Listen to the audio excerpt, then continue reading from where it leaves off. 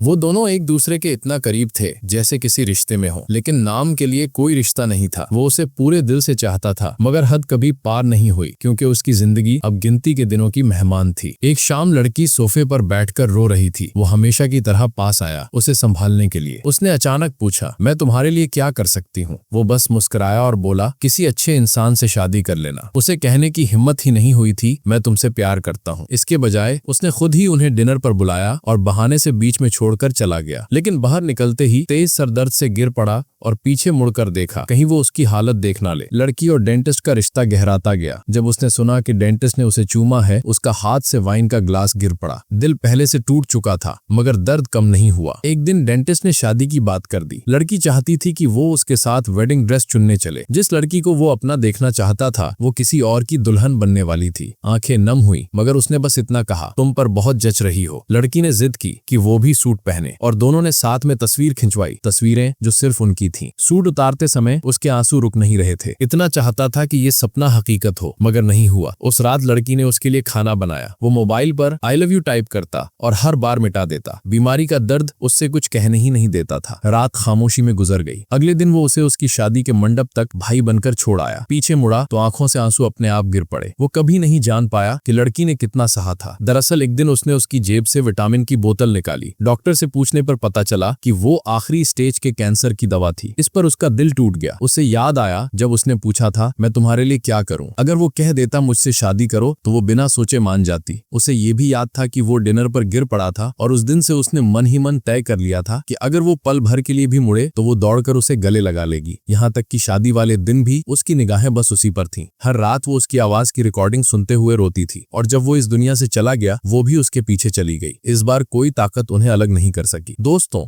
अगर इस दुनिया में आपको अपनी सच्ची मोहब्बत मिल गई है तो प्लीज कमेंट में जरूर बताओ। असल सुकून और मोहब्बत अल्लाह की रजा में है।